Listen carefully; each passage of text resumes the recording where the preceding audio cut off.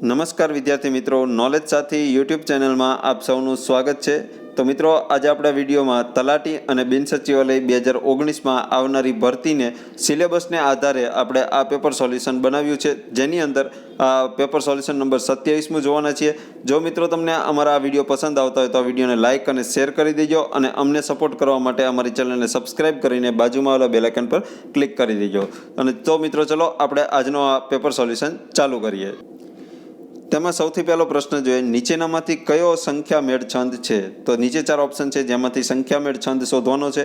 તો તેમાં અનુષ્ટુપ જે છે તે સંખ્યામેળ છંદ છે, એટલે કે તેમાં અક્ષરોની સંખ્યા ગણીને આપણે નક્કી કરી શકીએ છીએ કે આ કયો છંદ છે। તો જે તેને સંખ્યામેળ છંદ કહે છે કે જે એવો છંદ છે નીચેનામાંથી અનુષ્ટુપ। ત્યારબાદનો પ્રશ્ન જોઈએ, નીચેનામાંથી કઈ વિભક્તિ છૂટો પાડવાનો ભાવ દર્શાવે છે? એટલે કે જે છૂટા પાડવાનો ભાવ દર્શાવતી હોય તેવી વિભક્તિ કઈ છે? તો તેમાં જવાબ છે અપાદાન વિભક્તિ।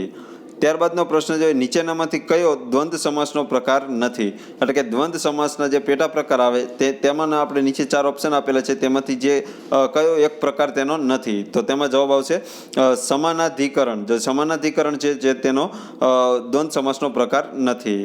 ત્યારબાદનો પ્રશ્ન જોઈએ, નીચેનામાંથી કયો વ્યંજનનો ઉચ્ચારસ્થ પ્રમાણનો એક પ્રકાર નથી? એટલે કે જે વ્યંજન છે તેમાં ઉચ્ચારસ્થ પ્રમાણનો પ્રકાર નથી, તે કયો છે? તો તેમાં જવાબ આવશે સંઘર્ષી। ત્યારબાદનો પ્રશ્ન જોઈએ કે વ્યંજનના ઉચ્ચાર વખતે વધુ હવાના જથ્થાની જરૂર પડે છે, તેને શું કહે છે? તો તેમાં જવાબ આવશે મહાપ્રાણ। તો કે મહાપ્રાણમાં જે પણ તમે વ્યંજન બોલો તેમાં હવાના પ્રમાણના જથ્થાની વધારે જરૂર પડે છે, તેને આપણે મહાપ્રાણ કહે છે।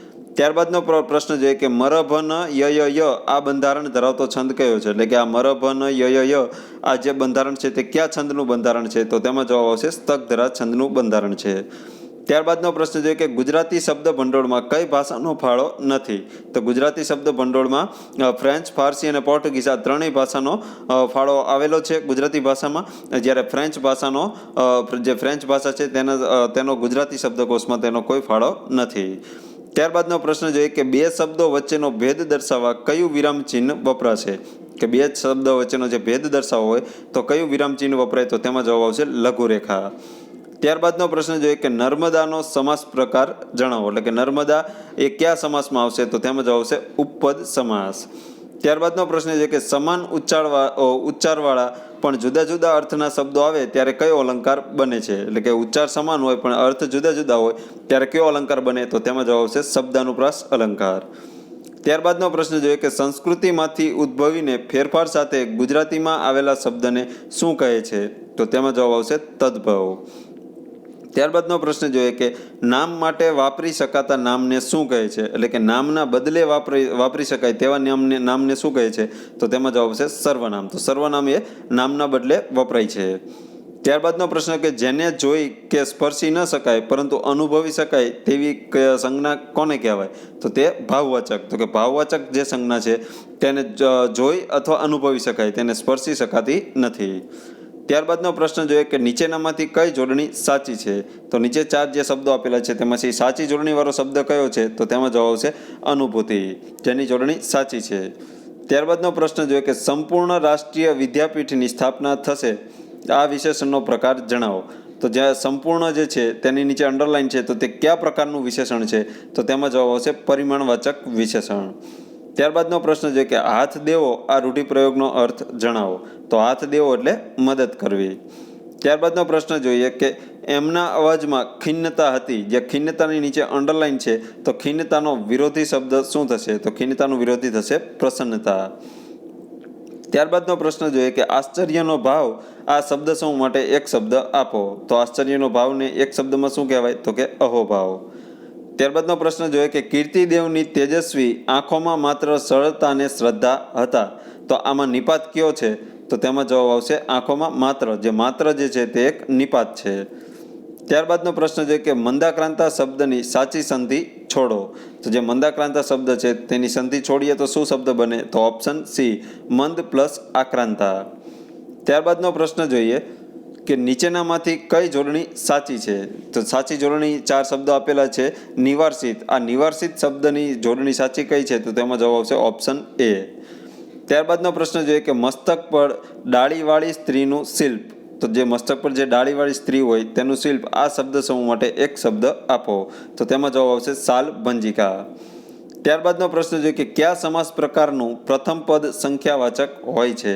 તો તેમાં જવાબ આવશે દ્વિગુ. તો કે દ્વિગુ સમાસનું જે પ્રથમ પદ એટલે કે ઉત્તર પદ જે છે તે સંખ્યાવાચક હોય છે. દાખલા તરીકે નવરાત્રિ એટલે કે નવરાત્રિનો સમૂહ, તો તે પ્રથમ પદ હોય છે તે સંખ્યાવાચક હોય છે દ્વિગુ સમાસનું. ત્યારબાદનો પ્રશ્ન જોઈએ નીચેનામાંથી કયો ઉચ્છંગનો પર્યાય શબ્દ છે? તો ઉચ્છંગનો પર્યાય શું થાય? તો કે ઉચ્છંગ એટલે ખોળો. ત્યારબાદનો પ્રશ્ન જોઈએ કે કયા સમાસના બંને પદો પહેલી વિભક્તિના સંબંધથી જોડાયેલા હોય છે? તો તેમાં જવાબ આવશે તત્પુરુષ સમાસના.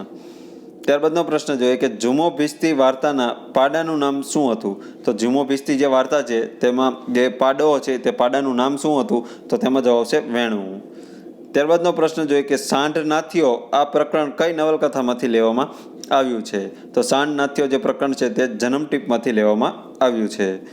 ત્યારબાદનો પ્રશ્ન જોઈએ કે સાહિત્યકારોના નામ અને ઉપનામની સાચી જોડણી આપણે જોડવાની છે. તો તેની અંદર પહેલા મનુભાઈ પંચોળી, તો મનુભાઈ પંચોળીનું તખલ્લુસ શું છે? તો કે દર્શક. ત્યારબાદ છે ઉમાશંકર જોશી, તો ઉમાશંકર જોશીનું તખલ્લુસ છે વાસુકી. ત્યારબાદ છે દિનકરરાય વેદ, તો દિનકરરાય વેદનું તખલ્લુસ છે મીનપિયાસી. અને કુંદનિકા કાપડિયા, તો કુંદનિકા કાપડિયાનું તખલ્લુસ છે સ્નેહદાન. ત્યારબાદનો પ્રશ્ન જોઈએ ક્વેશ્ચન નંબર 29 કે રસ્તો કરી જવાના આ ગઝલના રચયિતા કોણ છે? તો તેમાં જવાબ આવશે અમૃત ઘાયલ. ત્યારબાદનો પ્રશ્ન જોઈએ નેક્સ્ટ પ્રશ્ન કે આંધળી માનો કાગળ આ કોની રચના છે? તો તેમાં જવાબ આવશે ઇન્દુલાલ ગાંધી. ત્યારબાદ નેક્સ્ટ પોસ્ટ ઓફિસ વાર્તાના લેખક કોણ છે? તો તેમાં જવાબ આવશે ધૂમકેતુ. ધૂમકેતુ એટલે ગૌરીશંકર જોશી. તો જે પોસ્ટ ઓફિસ વાર્તા છે તે આંતરરાષ્ટ્રીય ક્ષેત્રે ખ્યાતિ પામેલી વાર્તા છે, જે ધૂમકેતુની એટલે કે ગૌરીશંકર જોશીની વાર્તા છે. ત્યારબાદનો નેક્સ્ટ પ્રશ્ન જોઈએ કે અમાસના તારા આ કૃતિના સર્જકની કોણ છે? તો તેમાં જવાબ આવશે કિશનસિંહ ચાવડા. તો અમાસના તારા એ સર્જક કોણ છે? તો કિશનસિંહ ચાવડા. ત્યારબાદનો પ્રશ્ન છે કે કન્યા વિદાય આ કાવ્ય કયા કવિનું છે? તો તેમાં જવાબ આવશે અનિલ જોશી. ત્યારબાદ નેક્સ્ટ ક્વેશ્ચન કે આપણો ઘડીક સંગ આ કૃતિના સર્જકનું નામ આપો. તો તેમાં જવાબ આવશે દિગીશ મહેતા. ત્યારબાદનો નેક્સ્ટ પ્રશ્ન કે ઢસા જંકશનની શાળામાં શિક્ષક તરીકે સેવા આપનાર સાહિત્યકાર કોણ છે? તો તેમાં જવાબ આવશે મનોહર ત્રિવેદી. ત્યારબાદનો નેક્સ્ટ ક્વેશ્ચન કે ભૂચર મોરીના યુદ્ધ એટલે કે ભૂચર મોરીનું યુદ્ધ જે 1591માં થયું હતું એ વખતે અકબરનો ગુજરાતનો સેનાપતિ કોણ હતો? તો તેમાં જવાબ આવશે મિર્ઝા અઝીઝ કોકા. ત્યારબાદનો પ્રશ્ન કે ગુજરાતના સત્યાગ્રહીઓમાં ડુંગળીચોર તરીકે કોણ પ્રસિદ્ધ છે? જે સત્યાગ્રહીઓ થઈ ગયા ગુજરાતમાં તેમાં ડુંગળીચોર તરીકે કોણ પ્રસિદ્ધ છે? તો તેમાં જવાબ બનશે મોહનલાલ પંડ્યા. ત્યારબાદનો પ્રશ્ન કે ભીલ સેવા મંડળની સ્થાપના કોણે કરી હતી? તો તેમાં જવાબ બનશે અમૃતલાલ વિઠ્ઠલભાઈ ઠક્કર. એટલે તેમને ઠક્કર બાપા તરીકે પણ ઓળખવામાં આવે છે. ત્યારબાદનો નેક્સ્ટ પ્રશ્ન જોઈએ કે ગુજરાતમાં સૌપ્રથમ મફત અને ફરજિયાત શિક્ષણ દાખલ કરાવનાર રાજવી કોણ હતા? તો તેમાં જવાબ બનશે સયાજીરાવ ગાયકવાડ ત્રીજા. ત્યારબાદનો પ્રશ્ન દેલવાડાના જૈન મંદિરો કયા રાજ્યમાં આવેલા છે? તો તેમાં જવાબ બનશે રાજસ્થાન. ત્યારબાદનો પ્રશ્ન જોઈએ એલેક્ઝાન્ડર અને પોરસ વચ્ચેની લડાઈ કઈ નદીના કિનારે થઈ હતી? તો તેમાં જવાબ આવશે જેલમ. એટલે કે એલેક્ઝાન્ડર એટલે કે સિકંદર, અને સિકંદર અને પોરસ વચ્ચેની લડાઈ કઈ નદીના કિનારે થઈ હતી? તો જેલમ નદીના કિનારે. ત્યારબાદનો પ્રશ્ન જોઈએ કે કયા યુગને ભારતના ઇતિહાસમાં સુવર્ણ યુગ કહેવામાં આવે છે? એટલે કે ભારતના ઇતિહાસનો સુવર્ણ યુગ કયા યુગને કહેવામાં આવે છે? તો તેમાં જવાબ બનશે ગુપ્ત યુગને. ત્યારબાદનો પ્રશ્ન કે ઈસ્ટ ઇન્ડિયા કંપનીને સુરતમાં ફેક્ટરી સ્થાપવાની પરવાનગી કોણે આપી હતી? તો તેમાં જવાબ બનશે જહાંગીરે. ત્યારબાદનો પ્રશ્ન કે 1905માં બંગાળના વિભાજન દરમિયાન ભારતના ગવર્નર જનરલ કોણ હતા? તો તેમાં જવાબ બનશે લોર્ડ કર્ઝન. ત્યારબાદનો પ્રશ્ન કે ગીત ગોવિંદના લેખક કોણ હતા? તો ગીત ગોવિંદના લેખકનું નામ છે જયદેવ. ત્યારબાદનો પ્રશ્ન જોઈએ કે ગુજરાતની કઈ નદીને મેકલ કન્યા તરીકે ઓળખવામાં આવે છે? તો તેમાં જવાબ બનશે નર્મદા. ત્યારબાદનો પ્રશ્ન જોઈએ કે સમુદ્ર પાણીથી રચાતા સરોવરને કયા નામથી ઓળખવામાં આવે છે? તો તેમાં જવાબ બનશે લગુન સરોવર. ત્યારબાદનો પ્રશ્ન જોઈએ કે નીચે દર્શાવેલ વિકલ્પો પૈકી કયો વિકલ્પ સાચો નથી? તો તેમાં જોઈએ કે રામપુર અભયારણ્ય જે અમરેલી જિલ્લો આપેલો છે તે ખોટું છે. રામપુર અભયારણ્ય અમરેલી જિલ્લામાં નથી આવ્યું. ત્યારબાદના 3 સાચા આપણે ઓપ્શન જોઈ લઈએ કે ડાંગ જિલ્લામાં બરડીપાડાનું અભયારણ્ય આવેલું છે. ત્યારબાદ ગાગા અભયારણ્ય જામનગર જિલ્લામાં આવેલું છે અને હિંગોળગઢ અભયારણ્ય રાજકોટ જિલ્લામાં આવેલું છે. ત્યારબાદનો પ્રશ્ન જોઈએ કે અંબાજી તીર્થધામ કઈ પર્વતમાળામાં આવેલું છે? તો તેમાં જવાબ બનશે અરવલ્લી. ત્યારબાદનો પ્રશ્ન જોઈએ કે કચ્છ જિલ્લામાં આવેલા પાંધ્રો વિસ્તારમાંથી શું મળી આવે છે? તો પાંધ્રો વિસ્તારમાંથી લિગ્નેટ કોલસો પુષ્કળ પ્રમાણમાં મળી આવે છે. ત્યારબાદનો પ્રશ્ન જોઈએ કે ગુજરાત રાજ્યના કયા પ્રદેશને સોનેરી પાનનો મુલક પણ કહેવામાં આવે છે? તો તેમાં જવાબ આવશે ચરોતર. ત્યારબાદનો પ્રશ્ન જોઈએ કે સુઈગામ તાલુકો ગુજરાત રાજ્યના કયા જિલ્લામાં આવેલો છે? તો સુઈગામ તાલુકો આવેલો છે બનાસકાંઠા જિલ્લામાં. ત્યારબાદનો પ્રશ્ન કે કઈ વનસ્પતિના બીજના તેલમાંથી બાયોડીઝલ મેળવવામાં આવે છે? તો તેમાં જવાબ બનશે રતનજોત. ત્યારબાદનો પ્રશ્ન જોઈએ કે રણ આગળ વધતું અટકાવવા શું વાવવામાં આવે છે? તો તેમાં જવાબ બનશે ગાંડા બાવળ. ત્યારબાદનો પ્રશ્ન છે કે નળ સરોવર આશરે કેટલા ચોરસ કિલોમીટર વિસ્તારમાં વિસ્તરેલું છે? તો તેમાં જવાબ બનશે 120 કિલોમીટરમાં. ત્યારબાદનો પ્રશ્ન જોઈએ કે ગુજરાતમાં કયા જિલ્લામાંથી સ્ત્રીઓનો સાક્ષરતા દર સૌથી વધારે છે? તો તેમાં જવાબ બનશે સુરતમાં. ત્યારબાદનો નેક્સ્ટ પ્રશ્ન જોઈએ કે આપણા દેશનું રાષ્ટ્રીય જળચર પ્રાણી કયું છે? તો તેમાં જવાબ આવશે ડોલ્ફિન. ત્યારબાદનો પ્રશ્ન જોઈએ કે ભારતના લશ્કરની ત્રણેય પાંખના વડા એટલે કે સર્વોચ્ચ સેનાપતિ કોણ હોય છે? તો તેમાં જવાબ બનશે રાષ્ટ્રપતિ.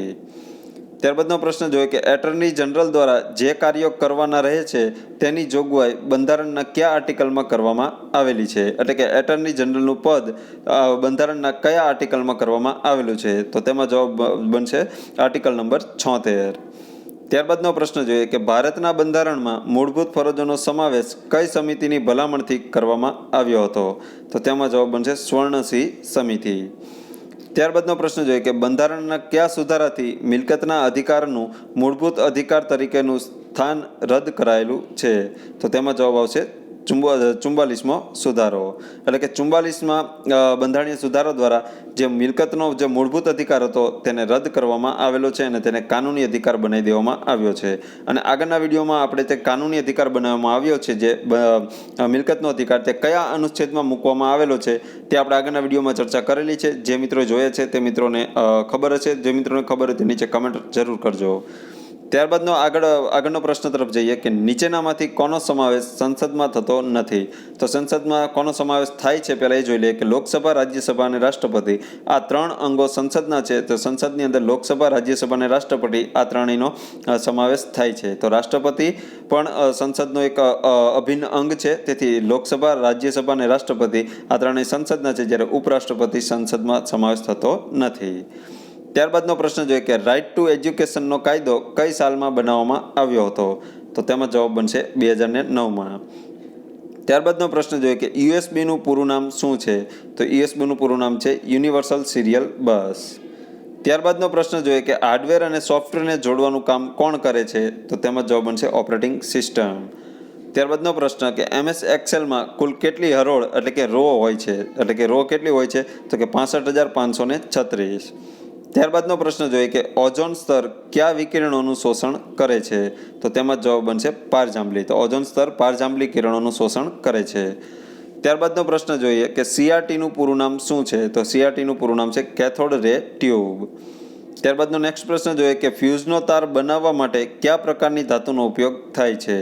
તો તેમાં જવાબ છે લેડ અને ટીનની મિશ્ર ધાતુનો.